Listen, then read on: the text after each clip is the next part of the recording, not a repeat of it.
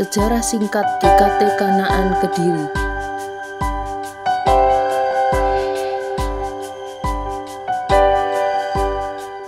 Sebab rancanganku bukanlah rancanganmu, dan jalanmu bukanlah jalanku. Demikianlah firman Tuhan. Seperti tingginya langit dari bumi, demikianlah tingginya jalanku dari jalanmu, dan rancanganku dari rancanganmu. Yesaya 55 ayat 8 hingga 9.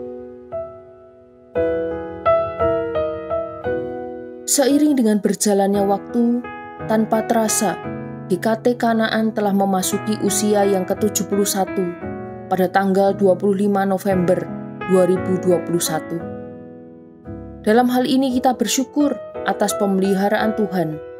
Kita perlu mengenang perjuangan penginjil Tee Soon Sun sebagai perintis dan pendiri GKT Kanaan Kediri.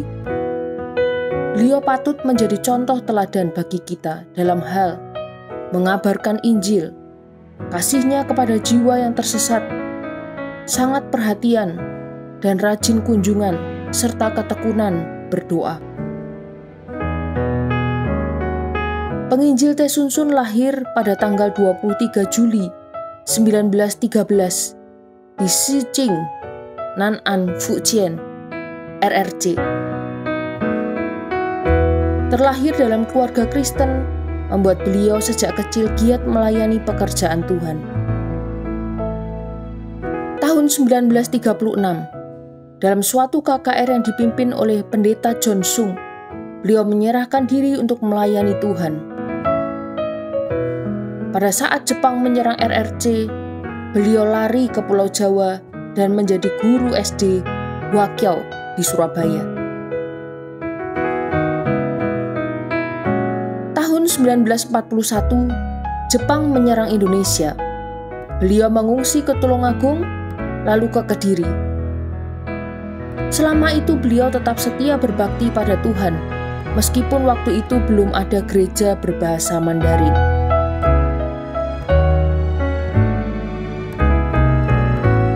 Pada tahun 1949, beliau kembali ke Surabaya. Beliau menceritakan pengalamannya pada saudara-saudara seiman dan mereka mengusulkan untuk mendirikan gereja berbahasa Mandarin di Kediri.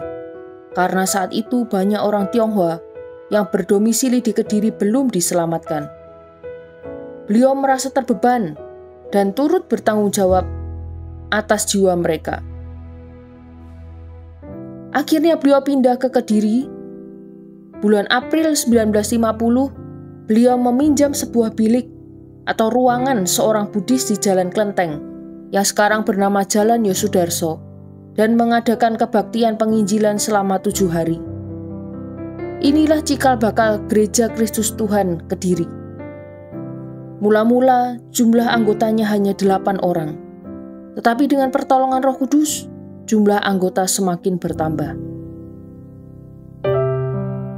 Tempat beribadah tersebut sangatlah sederhana, karena terdiri dari tiang bambu dan beratap rumbia. Ketika musim hujan tiba, mereka tidak bisa beribadah karena atapnya bocor dan lantainya becek. Karena itu beliau terus berdoa memohon pada Tuhan tempat ibadah yang layak.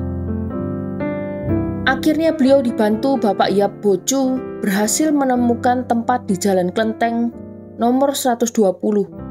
Saat ini Jalan Yosudarso 142 untuk dijadikan gereja. Tepatnya tanggal 25 November 1950 resmi menjadi tempat ibadah.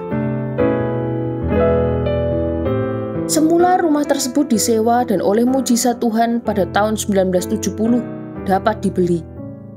Harga jual awalnya 3 juta dapat diturunkan menjadi 400.000. Dan ada seorang yang sebelum meninggal mewariskan uang 300.000 untuk diberikan pada gereja. Tahun 1971, beliau sakit keras lalu berobat ke Surabaya. Dan dengan pertolongan dan mujizat Tuhan, beliau dapat sembuh dan sehat kembali. Dalam mimpinya diberikan suatu petunjuk bahwa dia harus memberitakan Injil di suatu daerah. Dan sepulang dari Surabaya tahun 1972, beliau mulai merintis penginjilan di daerah Gunung Wilis, yang selanjutnya agar dapat berkembang tanpa rintangan pada tanggal 23 April 1976, dibentuklah Yayasan Perintis Mission Gunung Wilis, khusus untuk menaungi dan mengelola seluruh pos PI tersebut. Pada saat ini, sudah 26 pos PI yang dikelola yayasan. Penginjil T. Sun Sun setia menjadi gembala di GKT Kanaan selama 33 tahun sampai Tuhan memanggilnya pada 15 November 1983. Kita berterima kasih kepada Ibu Penginjil T. Sun Sun atas segala sesuatu yang telah dipersiapkan bagi kita. Mari sekarang kita menjalankan tugas untuk memelihara, menumbuhkan, mengembangkan, dan mempersatukan jemaat yang sudah dirintis oleh beliau. Sampai saat ini pun telah banyak hamba Tuhan yang melayani di GKT Kanaan Kediri, mulai mereka sebagai mahasiswa praktek, lulusan sarjana teologi, dan ada juga yang sampai mereka ditabiskan sebagai penginjil bahkan sebagai pendeta. Berikut ini adalah beberapa nama hamba Tuhan yang telah melayani di GKT Kanaan Kediri.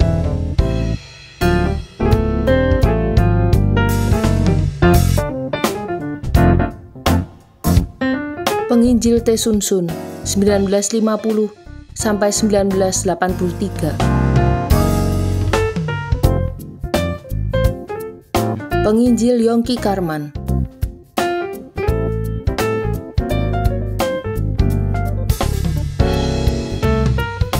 Penginjil Yung Ti Yuk.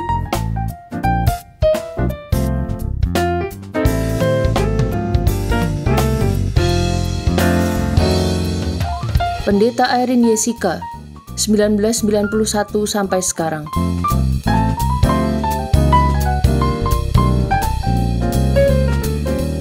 Penginjil Erwin Daud, 1991 sampai 1995.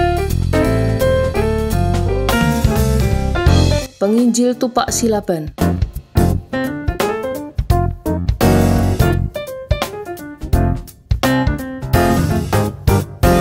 Pendeta Gatot Hari Kristanto, 2004 sampai sekarang.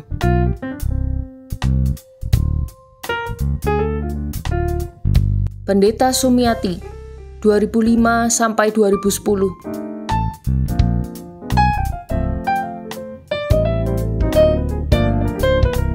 Penginjil Catur Nugroho Ningsih, 2005 sampai 2010.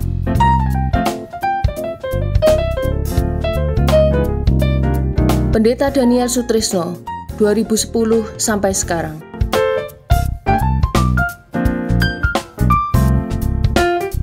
Penginjil Kristina Kurniaji, 2012 sampai sekarang.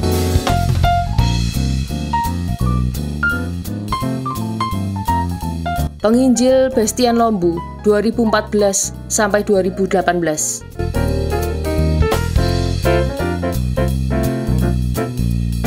Penginjil Yudi Yonatan, 2018 sampai sekarang.